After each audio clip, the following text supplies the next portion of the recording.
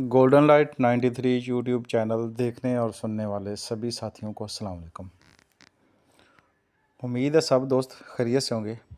अल्लाह पाक सबको सलामत रखे, तंदुरुस्ती दे, हमेशा कामयाबियाँ आपका मुकद्दर हों। जी साथियों, सेकंड लास्ट जो वीडियो बनाई थी उसके अंदर एक नौशादर का मैं तेल बना रहा था, हवाई तेल। तो अभी उसको मुकम्मल किया है, तो उसकी वीडियो आप लोगों से एक बार दोबारा फिर शेयर कर रहा हूँ। जो आखिरी उसका नतीजा है वो भी सबके सामने आएगा। सबसे पहले 300 ml तेज़ाब शोरा लिया था, 100 ml तेज़ाब नमक लिया था। इन दोनों को मिला के इसके अंदर 50 ग्राम लोहे का बुरादा डाला गया। जब वो उसके अंदर हल हो गया, 24 घंटे उसको वक्फा दिया, तो फिर 100 ग्राम उसके अंदर नौशादर ठीकरी पीस के वो डाला गया। जब वो भी इसके अंदर हल हो गया, 24 घंटे इसको वक्फा दिया गया। उसके बाद इसकी जो सूरत हाल थी वो सब दोस्तों के सामने रखी गई थी। वो इस तरह है जिस तरीके से इस वीडियो के अंदर नज़र आ रहा है। इसके आगे जो स्टेप बना है, जो काम किया गया है, वो सब साथियों से आज शेयर कर रहा हूँ।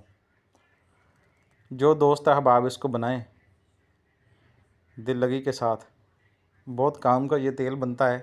तेल तो हम इसको नहीं कहेंगे, क्योंकि ये हवाई जो महलूल बनता है नौशादर का, वो तेल नहीं कहलाता। तेल की तारीफ़ में नहीं आता, लेकिन आम ज़ुबान में हम उसे तेल ही कहते हैं। क्योंकि जो तेल होता है वो उसमें चिकनाहट होती है, कायम होता है, वो आग पे नहीं उड़ता, जज़्ब होता है मेटलों के अंदर, लेकिन ये खुश्क होता है। इस वजह से हम इसको हवाई तेल कह सकते हैं, लेकिन ये तेल नहीं होता, क्योंकि इसने हवा से नमी लेके महलूल बना हुआ आता है।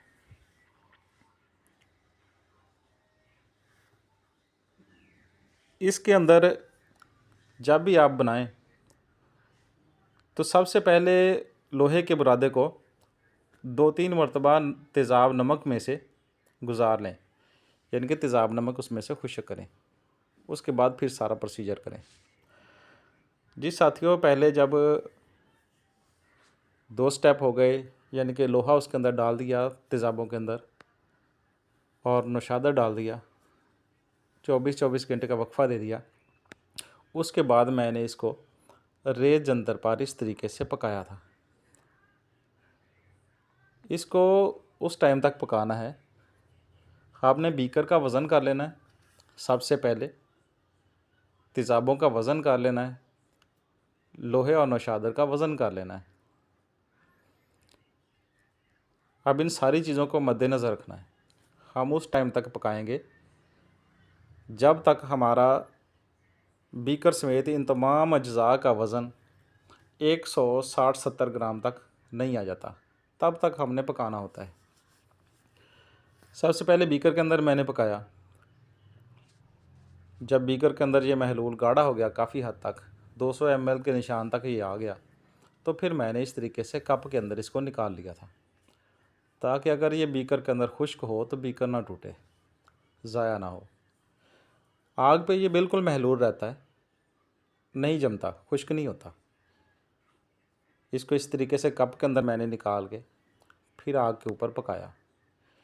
ये आप देख सकते हैं, बिल्कुल ये शहद की तरह गाढ़ा मवाद बनता है, सुर्ख रंग का होता है, स्याही माइल सा देखने में, लेकिन फुल सुर्ख कलर का होता है।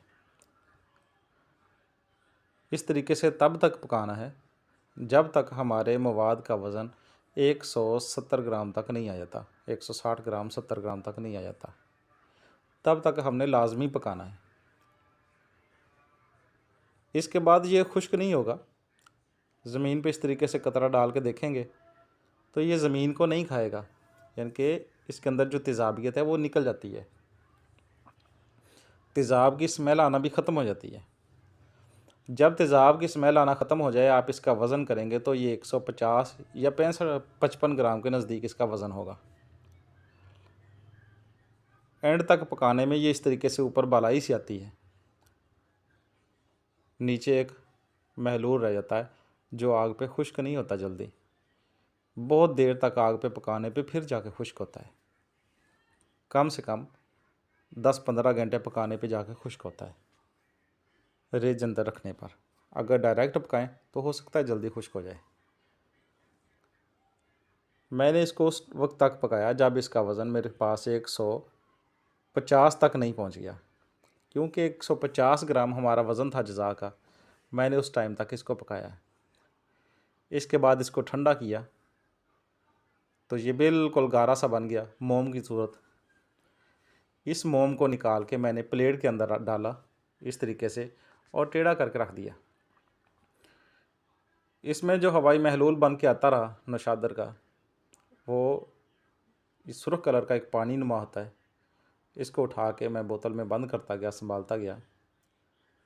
ये महलूल मेरे पास 110 ग्राम वज़न में मौजूद है। वज़न के हिसाब से 110 ग्राम इसका वज़न मौजूद है। 100 ग्राम हमारा नौशादर था।